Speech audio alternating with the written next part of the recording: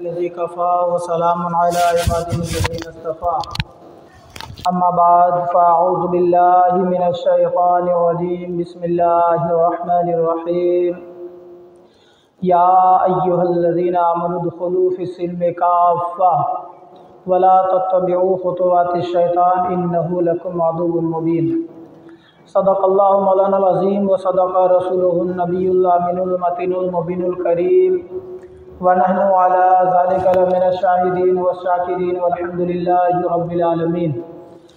आइए एक बार आका इनामदार मदीने के ताजदार गुंबदे खज़रा में आराम फरमाने वाले आका शहनशाह अरब व अजम मालिक कौन व मकाम जनाब मोहम्मद रसूलुल्लाह सल्लल्लाहु तआला अलैहि वसल्लम की बारगाह बेकसपनाह हमें बुलंद आवाज़ से मिलकर पढ़े दुरूद पाक। अल्लाहुम्मा सल्लि अला सय्यदिना शफ़ीआना मौलाना मुहम्मदिन बारिक वसल्लिम सल्लु अलैहि सलातुम व सलामुन अलैका या हबीबी या सय्यदी या रसूलुल्लाह सल्लल्लाहु तआला अलैहि वसल्लम। अदीदान मिल्लत इस्लामिया रब कायनात कुरान मजीद फुरकान हमीद में इरशाद फरमाता है, या अय्युहल्लज़ीना आमनु उदख़ुलू फ़िस्सिल्मि काफ़्फ़ा वला तत्तबिऊ ख़ुतुवातिश शैतान इन्नहु लकुम अदुव्वुम मुबीन। जिसका तर्जमा और मफ़हूम यह है कि ईमान वालों इस्लाम में पूरे पूरे दाखिल हो जाओ और शैतान की इत्तिबा न करो, उनके कदमों पर न चलो। बेशक वो खुला हुआ दुश्मन है, बेशक वो खुला दुश्मन है। तो अदीदान मिल्लत इस्लामिया, जब कुरान ने कहा कि ईमान वालों इस्लाम में पूरे पूरे दाखिल हो जाओ और शैतान के कदमों पर न चलो, बेशक वो क्या है, तुम्हारा खुला दुश्मन है। लेकिन आज हम जो है शैतान के कदमों पर तो चल रहे हैं, लेकिन जो सही रास्ता है उस पर हम नहीं चल रहे हैं। अदीदान मिल्लत इस्लामिया, आज कुछ मसाइल मैं आपके सामने बयान करने की कोशिश करूँगा। मैं गाँव जाने से पहले जैसा कि आपके सामने गुस्ल कितनी चीज़ों से फ़र्ज़ होता है ये बताया था। गुस्ल का तरीक़ा, फ़राइज़ गुस्ल ये बाकी थी। इंशाअल्लाह अज़ीज़ आज वो बातें और फ़राइज़ वज़ू और वज़ू का तरीक़ा क्या है इसको बयान करने की कोशिश करूँगा, और वक्त में गुंजाइश रही तो फिर इंशाअल्लाह अज़ीज़ तयम्मुम का तरीक़ा भी मैं बताऊँगा, वरना फिर आइंदा हफ़्ता इंशाअल्लाह अज़ीज़ आपके सामने बयान करने की कोशिश करूँगा। आज जमादी सानी की 17 तारीख़ है, अगला महीना रजबुल मुरज्जब का महीना है। यकीनन वक्त है, मौका है, कुछ मसलो मसाइल पे गुफ्तगू हो जाए, ज़रूरी भी है, क्योंकि आज हम मुसलमान तो हैं लेकिन हमें जो दीन की ज़रूरियात है उस चीज़ से हम काफ़ी दूर हैं। हमें मालूम नहीं कि गुस्ल में कितनी चीज़ें फ़र्ज़ हैं, वज़ू में कितनी चीज़ें फ़र्ज़ हैं, गुस्ल का तरीक़ा क्या है, वज़ू का तरीक़ा क्या है। हम तो करते हैं लेकिन अपने तरीक़े से करते हैं, जैसा शरीयत इस्लाम ने करने का हुक्म दिया हम वैसा नहीं करते हैं। दुनिया का कोई भी काम अगर हम करते हैं तो पहले किसी मिस्त्री से, किसी जानकार से उसको सीखते हैं, उसको सीखने की कोशिश करते हैं, फिर हम आगे जो है उस काम की तरफ बढ़ते हैं। लेकिन नमाज हो, रोज़ा हो, ज़कात हो, हज हो, वज़ू हो, गुस्ल हो, इन चीज़ों को हम क्या करते हैं, हम एक दूसरे की देखा देखी सीखते हैं। हम इन चीज़ों पर गौर नहीं करते कि हम इन चीज़ों को अच्छे तरीके से किसी आलिम के पास या किसी मदरसे के पास या किसी मस्जिद के इमाम के पास जाकर के सीखें। और अगर हमारे इमाम या मौलाना सिखाते भी हैं तो हमारे पास टाइम का है कि हम उसको सीखें। लेकिन बारका मेरे मिल्लत के नौजवानों, ये आपके बहाने कब्र में नहीं चलेंगे, मैदान हशर में नहीं चलेगा। आज याद रखिए, आप बिल्डिंगें बना रहे हैं, आप प्लाट पे प्लाट खरीद रहे हैं कि ताकि हमारी औलाद, हमारे बाप जो है तो उनके काम में आए। याद रखें, आपको कब्र में ये नहीं पूछा जाएगा कि आपने प्लाट बनाया कि नहीं, अपनी औलाद के लिए मकान बनाए कि नहीं बनाए, लेकिन जो दीन की चीज़ें हैं जिसको आपने नहीं अदा की उसके बारे में ज़रूर पूछा जाएगा। याद रखिए, आज आप फिक्रमंद हैं कि जो है तो प्लाट नहीं खरीदूंगा तो मेरी औलाद का क्या होगा। अपने औलादों के लिए जो है तो आज हम रातों दिन एक कर देते हैं, यहाँ तक कि खुदा को हम भूल जाते हैं। खुदा की जो इबादत है मुझसे काफ़ी गाफिल है। याद रखिए, आपके मरने के बाद जो प्लाट आपने ख़रीदा है, जो बिल्डिंग आपने बनाई है, अगर आप अपने औलाद के नाम नहीं भी करेंगे तो भी वो उनका हो ही जाएगा। वो उसको नहीं छीन सकता, ना कोई उससे ले सकता है। लेकिन याद रहे कि कब्र में जो आप यहाँ करके जाएंगे उसका जवाब देना होगा। अगर आप अच्छा काम करके जाएंगे, नेकियों की कसरत होगी, आप जन्नत चले जाएंगे। आप बुरा काम करके जाएंगे, लोग आपके बारे में बुराई करेंगे। जब एक इंसान मरता है तो रब तबारक व तआला फरिश्तों को भेजता है कि फरिश्ता जा, जो मैयत जो मरा है, जो शख्स इंतकाल हुआ है, उसके बारे में लोगों की क्या राय है, क्या बयान करते हैं लोग। तो अगर उसमें बोलने वाले अक्सर की तादाद ये होती है कि मैयत के बारे में अच्छा ही बयान करते हैं, तारीफ़ करते हैं, तो फिर वो रब की बारगाह में जाकर के अर्ज़ करता है, बारे इलाहा परवरदिगार आलम, जिस शख्स का इंतकाल हुआ है उसके बारे में उनमें जितने भी लोग आए थे अक्सर तारीफ़ें करते थे, उनकी अच्छाई बयान कर रहे थे। तो रब तबारक व तआला फरमाता है फरिश्तों जा, मैंने उसको मग़फ़िरत कर दी, उसकी मैंने बख्श दिया उसको। तो यकीनन मेरे मिल्लत के नौजवान, और अगर फिर उसमें अगर अक्सर की जो है तो तादाद जो है बुराई की तरफ रहती है, हिजों की तरफ रहती है, तो फिर रब तबारक व तआला के पास जब फरिश्ते अर्ज़ करते हैं तो रब तबारक व तआला के यहाँ क्या है, फिर तो आप जान ही रहे दूसरा रास्ता है ही नहीं जहन्नम के अलावा। तो इसीलिए मेरे मिल्लत के नौजवानों, जो दीनी शरिया मसाइल है उसको जानने की कोशिश कीजिए। तो आज देखिए शायर कहता है, पैगाम ये देता है हर शाम का सूरज, पैगाम ये देता है हर शाम का सूरज, मगरिब की तरफ जाओगे तो डूब जाओगे। आज हम मगरिबी कल्चर को अपना रहे हैं, आज हम मगरिबी तहज़ीब व तमद्दुन को अपना रहे हैं, इसीलिए जो है तो आज हम दीन से दूर हैं। आज दीन से दूरी की एक वजह ये भी है। लेकिन मेरे मिल्लत के नौजवानों, दीन से जुड़िए, दीन से करीब रहिए, हमेशा रब तबारक व तआला और उसके रसूल को राज़ी करने की कोशिश कीजिए। आज हम गुस्ल करने के लिए जाते हैं, हमें मालूम नहीं कि गुस्ल में कितनी चीज़ें फ़र्ज़ है। एक शख्स से पूछे भाई गुस्ल में कितनी चीज़ें फ़र्ज़ है, तो उन्होंने क्या कहा मालूम कि 4 चीज़ें फ़र्ज़ है। मैंने बोला क्या क्या है, तो जो चीज़ मेन मकसद था वो गायब। बोले कपड़ा है, पानी है, बाकेट है, साबुन है। जाहिर सी बात है, हम जब गुस्ल करने के लिए जाते हैं तो इन्हीं चीज़ों को लेकर के जाते हैं। सबसे पहले कपड़ा खोजते, कपड़ा कहाँ, कपड़ा के बाद फिर पानी का इंतज़ाम, बाकी फिर साबुन। और हम क्या समझते हैं कि ये चीज़ फराइज़ गुस्ल है, ये चीज़ हमारी जो है गुस्ल में ज़रूरी है, जो कि जिन चीज़ों का जानना ज़रूरी है, जो असल गुस्ल में फ़र्ज़ है, हम उसको जानते ही नहीं हैं। देखिए गुस्ल में फ़र्ज़ 3 है, गुस्ल में 4 नहीं है 3 है, और 3 है तो क्या क्या है। सबसे पहला है कुल्ली करना, यानी गरारा करना। गरारा का मतलब यानी आप जो है अगर रोज़े से नहीं है तो मुंह में पानी डाल के ऊपर का इस तरह से गरारा करें। अगर आप रोज़े की हालत में हैं तो आप गरारा नहीं करेंगे, अच्छे से कुल्ली करेंगे। अब जब मुंह में पानी लेंगे, पानी लेने के बाद दांत के दरमियान जो खिड़कियां हैं, जो दांत में जैसे सुराख हो जाते बहुत सारे बसा औकात बहुत सारे लोगों के, तो हर खिड़कियों पर पानी पहुंचना ज़रूरी है।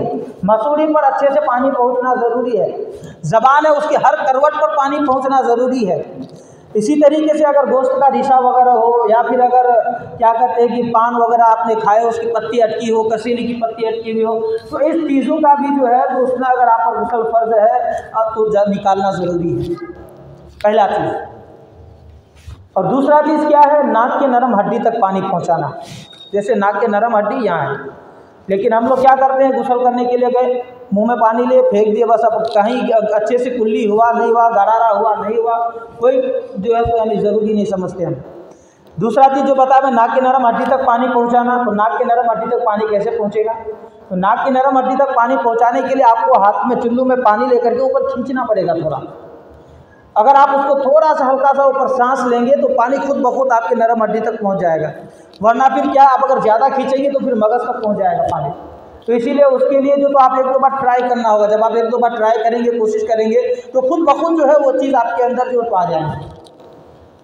तो नाक के जो है तो नरम हड्डी तक पानी पहुँचाना। और तीसरा है सर से लेकर पैर तक पानी बहाना। अब बताइए, इसमें कपड़ा आया, साबुन आया, बाल्टी, जग, कुछ भी नहीं, लेकिन हम इन चीज़ों पर ज़्यादा फोकस करते हैं। और याद रखिए, अगर आपके ऊपर गुस्ल फ़र्ज़ है, आपके ऊपर गुस्ल फ़र्ज़ है, गुस्ल कितनी चीज़ों से फ़र्ज़ होता है मैं बता चुका हूँ।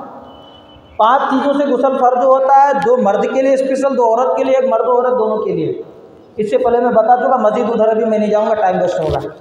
तो बाहर तो जब गुस्ल फ़र्ज़ हो गया तो गुस्ल फ़र्ज़ होने के बाद इन जो है तो 3 चीज़ों का ख्याल रखना ज़रूरी है। अब सर से लेकर पैर तक अगर एक बाल बराबर भी अगर आपका सूखा रह गया तो फिर आपका गुस्ल नहीं होगा, आप नापाक के नापाक ही रहेंगे। और जब आपके ऊपर गुस्ल फ़र्ज़ हो गया तो हुक्म है कि सबसे पहले आप गुस्ल करें। जिन पर गुस्ल फ़र्ज़ हो गया, उसने जनाबत आपने नहीं की, आप पर गुस्ल फ़र्ज़ है, तो किताबों में आता है, प्यारे आका सल्लल्लाहु अलैहि वसल्लम फरमाते हैं कि बंदा जब तक नापाक रहता है, गुस्ल नहीं करता है, रहमत के फरिश्ते उसके करीब नहीं जाते। अब बताइए मौत का क्या भरोसा, मौत की क्या गारंटी है? कोई गारंटी है कि हम नापाकी के आलम में? आज देखा जाता है कि देखिए कि गुस्ल फ़र्ज होता है, इंसान पर गुस्ल फ़र्ज है, 2-2 3 दिन तक जो है तो लोग गुस्ल नहीं करते। एक शख्स को मैंने बोला चलो नमाज़ पढ़ने के लिए, फातिहा खानी थी, फातिहा के फारिग हुए, बोला अजान हो गई, चलिए नमाज़ पढ़ते। वो बंदा मस्जिद के गेट तक आया, हमको छोड़ा, बोला अंदर तो चलिए नमाज़ पढ़ने के लिए। बोले हज़रत, बोले गुस्ल नहीं क्यों? बोले 2 दिन से, बोले गुस्ल हमको करना होगा। अब बताइए 2 दिन से वो बंदा नापाकी के आलम में है, 2 दिन से गुस्ल नहीं किया है वो। तो ये सिर्फ क्या है, दीन से दूर रहने का नतीजा है कि अगर जब हम दीन से दूर रहेंगे तो फिर पाकी नापाकी हमको कुछ फ़र्क नहीं पड़ेगा, हम पाक रहे या नापाक रहे। तो मेरे मिल्लत के नौजवानों, आप उलमा के करीब हुइए, आप दीन के करीब हुइए। जब आप दीन के करीब होंगे तो याद रखिए जो मसाइल आपको नहीं आता आप उसको जानने की कोशिश करेंगे। फिर आप जिस चीज़ों को नहीं जानते जब जान लेंगे तो बखूबी आप उसको जो है अच्छे से करने की कोशिश करेंगे, वरना फिर आप नापाकी रहेंगे। आज देखिए हम गुस्ल करने के लिए जाते हैं, बहुत सारे लोगों के नाखून इतने बड़े खबीज़ के जैसे नाखून रहते हैं, बहुत बड़े बड़े नाखून, और पूछो तो क्या बोलते हैं, काम करना पड़ता है, वायर वगैरह कुछ करना पड़ता है इस तरीके से। अरे आजकल जो ज़माना बहुत तरक्की कर गया है, ऐसी ऐसी चीज़ें निकल गई हैं डुप्लीकेट नाखून कि आप जो तो उसमें अगर सेट कर दो तो पूरा नाखून का काम करता हो। तो क्या है कि अब बड़ा बड़ा नाखून है, पानी नाखून के अंदर तक नहीं पहुँचा, गुस्ल होगा? नहीं होगा, क्योंकि नाखून के यहाँ के जो हिस्से हैं जिसको पोर बोलते हैं, यहाँ पानी का पहुँचाना ज़रूरी है, चाहे वज़ू हो या गुस्ल हो, हर हाल में। अब जिनके नाखून 1-1 इंच बड़े हों, आधे इंच बड़े हुए हों, बताइए क्या उनका गुस्ल होगा? नहीं होगा, वो नापाक ही रहेंगे। चाहे वो जो है तो समुंदर में जाकर के क्यों ना कूद ले, 10 डब साबुन से क्यों ना नहा ले, वो पाक कभी नहीं होंगे, नापाक के नापाक ही रहेंगे। इसलिए मेरे मिल्लत के नौजवानों, आप के अंदर क्या कमी है आप उसको झांक करके देखिए। अगर कोई आपसे अच्छा बंदा है, अच्छा इंसान है, अगर उसको मसाइल मालूम है, आप उनके करीब जाइए, जानने की कोशिश कीजिए। लेकिन जब आप दूर भागेंगे, सिर्फ दुनिया ही के पीछे भागते रहेंगे तो फिर कुछ मिलने वाला नहीं है। अब ये गुस्ल के फ़राइज़ थे, लेकिन गुस्ल का तरीका क्या है, गुस्ल कैसे करना है? तो देखिए गुस्ल का भी तरीका मैं आपको बता देता हूँ। गुस्ल का तरीका यह है कि सबसे पहले अगर आपके जिस्म में, बदन पर कहीं भी अगर नजासत लगी हुई हो तो सबसे पहले आप उसको धुलें, नजासत को दूर करें। फिर उसके बाद जब आप नजासत को दूर कर लिए तो कमर से नीचे पहले धुलिए, कमर से नीचे धुल लीजिए। फिर ये वज़ू के जैसा आप वज़ू कीजिए, जैसे वज़ू करते हैं, ये तरीका बता रहा हूँ मैं। वज़ू के जैसा वज़ू कीजिए। अगर आप ऊपर या किसी तख्ते पर ना रहे तो पैर भी धुल लीजिए, वरना पैर रहने दीजिए, वज़ू के जैसा वज़ू कर लीजिए। फिर उसके बाद क्या है, 3 बार जो तो दाहिने मुंडे पर पानी डालिए, फिर 3 बार बाएं मुंडे पर, फिर पूरे बदन को अच्छे से एक बार मल लीजिए, तेल के जैसा, जैसे तेल लगाते हैं। फिर उसके बाद सर से लेकर पैर तक पानी बहाइए। हम लोग क्या करते हैं, मतलब गुस्ल खाने में गए या तो बाल्टी में नहाना तो जग लिए, डायरेक्ट सर से नीचे पानी बहा दिया। या फिर क्या करते हैं, शावर लगा हुआ है, फिर क्या करते हैं, डायरेक्ट चालू किए, बस एक ही दफ़े डायरेक्ट। याद रखिए ये साइंस की तौर पर भी, साइंस भी ये कहती है कि डायरेक्ट अगर आप अपने सरों पर पानी डालते हैं तो अटैक लाता है आपका, इंसान को जो तो बीमारी लायक होती है उससे। इसीलिए जो है तो डायरेक्ट पानी अगर आप डालेंगे सर पर तो उससे परेशानियां बढ़ेंगी।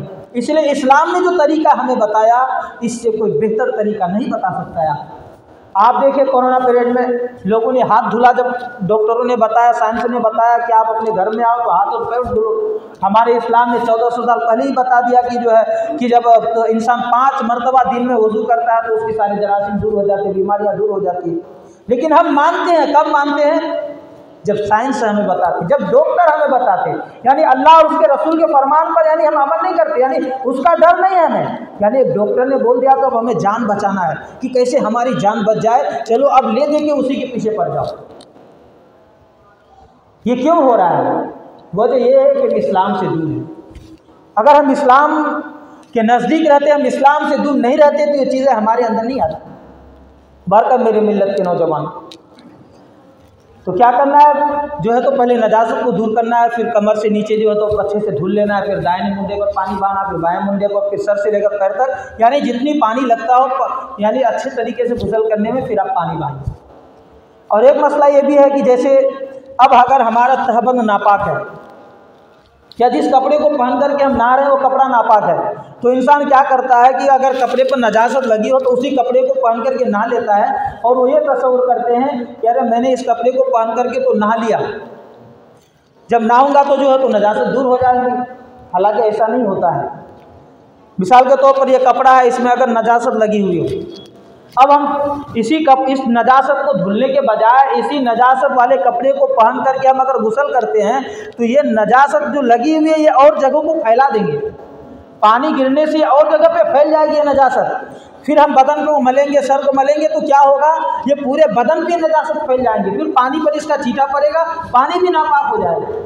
तो लिहाजा इस चीज़ का ख्याल रखिए कि अगर आप जिस कपड़े को पहने हुए हो अगर वो कपड़े पर नजासत लगी हो तो उस नजासत को पहले धुलिए, फिर जो है तो पानी डालिए।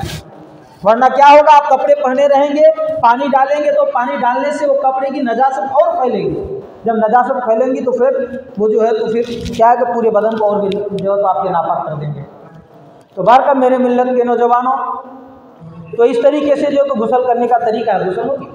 अब इसमें क्या चीज़ है, कोई नया चीज़ नहीं है, लेकिन 3 चीज़ों में बताया हूँ। सबसे पहले वो काबिल गिरफ्त है और काबिल गौर है। उन चीज़ों का आपको ख़ास ख्याल रखना है। गरारा करना, नाक के नरम हड्डी तक पानी पहुँचाना, सर से लेकर पैर तक पानी बहाना, बस। अब जब गुस्ल करने जाएँ तो इस तरह इन चीज़ों का ख़ास ख्याल रखें। जिनके नाखून बड़े बड़े हैं उसको काट लीजिए। आइए अब मैं आपको गुस्ल का वज़ू का तरीका बताऊँगा। वज़ू में तो लगभग देखा जाए तो 50% लोग जो है तो गलती करते हैं। 50 नहीं बल्कि उससे प्लस भी जोड़ा जाए तो कम नहीं है।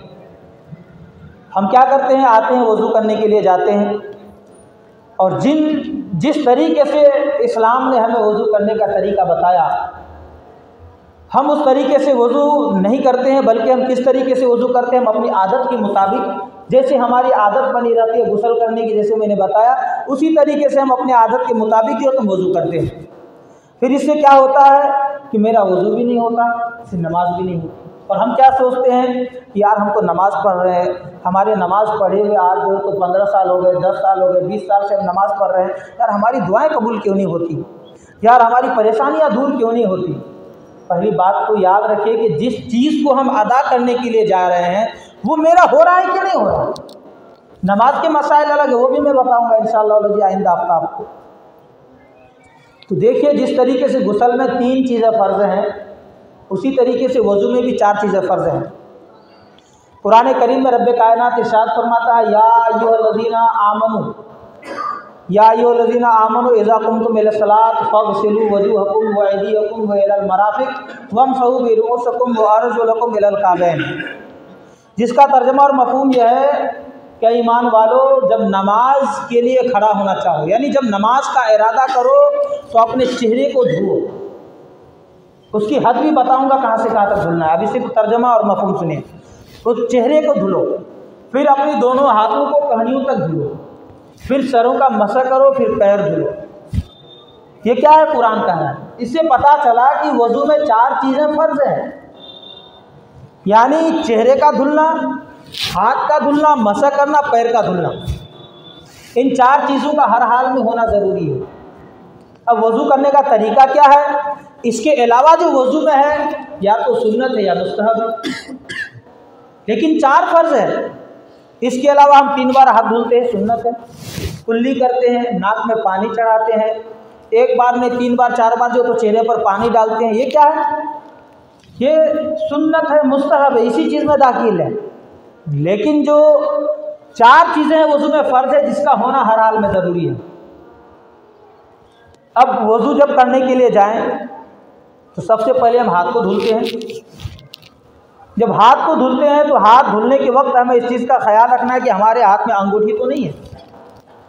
बसा औक़ात ये होता है कि अंगूठी जिसको हम पहने रहते हैं वो टाइट होने की वजह से अंदर पानी नहीं पहुंचता है। और ये चीज़ गुस्ल में भी याद रखना है आपको कि टाइट अंगूठी अगर रहे तो उसके नीचे पानी नहीं पहुंचता। जब पानी नहीं पहुंचेगा तो फिर क्या होगा, वज़ू या गुस्ल नहीं होगा आपका, पहली चीज़। और दूसरी चीज़ ये है कि नाखून का ख्याल रखना है। अगर आपके नाखून बढ़े हुए हों तो इससे भी आपका वज़ू नहीं होगा, क्योंकि कोहनी से लेकर के नाखून तक, यानी ये जो आखिरी जो उंगली के हिस्से हैं यहाँ तक पानी का पहुँचाना क्या है, ये फ़र्ज़ है। और जब ये इतने हिस्से में पानी का पहुंचाना फर्ज है, तो आपका अगर नाखून बढ़ा होगा तो फिर नाखून बड़े होने की वजह से इस जगह पर पानी नहीं पहुंचेगा। कितनों भी आप कोशिश कर लीजिए, जब तक नाखून को नहीं काटेंगे पानी नहीं पहुंच सकता। इतना ख्याल रख लीजिए आप सोचेंगे कि हम बहुत कोशिश करें पहुंचा दे पानी, किसी भी तरीके से वहाँ नहीं पहुंच सकता जब तक नाखून नहीं काटेंगे। तो इसीलिए जो है तो अंगूठी अगर पहने हो तो उस चीज़ का, नाखून बड़े हो तो उस चीज़ का, और इसी तरीके से अगर औरतें घर में आटा गूंथती हो, इस चीज़ का भी ख्याल रखिए। आप अपने घर में भी जाकर के अपनी औरतों को बताएं। औरतें जिन घर में आटा गूंथती हैं, अगर आटा अगर उस नाखून में अगर जाकर के अंदर घुस गया हो, नाखून के अंदर चला गया हो और वो कड़क हो गया हो, पानी नहीं पहुंचता हो, तो उस वजह से भी जो है तो वज़ू नहीं होगा, उसका निकालना हर हाल में ज़रूरी होगा। तो सबसे पहले क्या करेंगे, वज़ू में हम चेहरा धो लेंगे। अब चेहरे की हद जो है कहाँ से कहाँ तक है, तो बाल उगने की जगह से लेकर के, यानी ये पेशानी जो है यहाँ से लेकर के थोड़ी के नीचे तक, और एक कान की लौ से दूसरे कान की लौ तक। लेकिन हम वज़ू करते हैं तो क्या करते हैं, हम गाय वज़ू के लिए बस सिर्फ इतना हिस्सा अक्सर लोगों का धुलता है, देखा जाए तो इतना हिस्सा अक्सर धुलता है। एक कान की लौ बोले तो यहाँ तक है, और यहाँ तक हमें पानी पहुँचाना जो है हर हाल में ज़रूरी है। जब तक यहाँ तक नहीं पहुँचाएंगे और बाल उगने की जगह से लेकर के थोड़ी के नीचे तक यहाँ तक पानी नहीं पहुँचाएंगे, वज़ू नहीं होगा। इसमें अक्सर लोग गलती करते हैं। तो इस चीज़ का ख्याल रखिए कि जब आप वज़ू करने के लिए जाएं तो पूरा चेहरा, एक बाल उगने की जगह से लेकर के नीचे तक और एक कान की लौ से दूसरे कान की लौ तक अच्छे तरीके से आप इसको धुलिए। और दूसरा फिर क्या, उसके बाद हाथ धुलते हैं। हाथ का हुक्म है कि कोहनियों तक हाथ धुलना चाहिए, यहाँ तक। लेकिन हम क्या करते हैं, इस तरीके से कपड़ा ऊपर करते हैं, क्योंकि हमें कपड़ा भी बचाना होता है कि कहीं भीग ना जाए। हमें ज़्यादा जो तो कपड़े की फिक्र रहती है, वज़ू की फिक्र नहीं रहती, बस सिर्फ पानी पहुंच जाए, बस हो गया। नहीं, कपड़ा नहीं भीगना चाहिए, उधर मेरा ज़्यादा फोकस रहता है। तो हम क्या करते हैं, कपड़े इस तरह से मोड़ लिए, फिर उससे पानी लिए, इस तरीके से यहाँ तक पानी पहुँचा, फिर बस हो गया। बहुत किसी का तो यहाँ तक पहुँचता है, यहाँ तक पहुँचाने के लिए कपड़ा भिगाना ही होगा आपको हर हाल में। अगर आपका ढीला ढाला कपड़ा है ऊपर तक आ जाता हो तो कोई बात नहीं है, वरना हर हाल में आपका कपड़ा थोड़ा भीगेगा यहाँ तक, अगर आपको धुलना होगा तो। और यहाँ तक जो है धुलना फ़र्ज़ है, याद रखिए हिस्सा, यहाँ तक धुलना हर हाल में फ़र्ज़ है।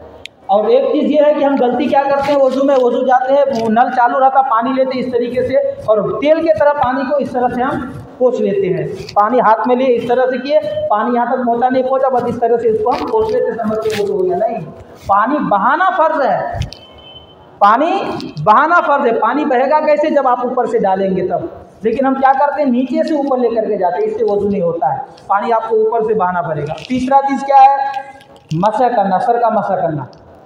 अब मसा का तरीका क्या है, तो मसा का तरीका देखिए, आपको बता देता हूँ। ये 3 उंगली सामने के, इसको छोड़ देना है, इसको और ये उंगली की छोड़ देना है। 1 2 3 सामने की 3 उंगलियों को इस तरह से मिला लेंगे, और मिलाने के बाद इसको डायरेक्ट लेकर के पीछे जाएंगे, पीछे ला करके फिर छोड़ देंगे। अब ये वाला हिस्सा जो बचा है, इस हिस्से को सामने लाएंगे।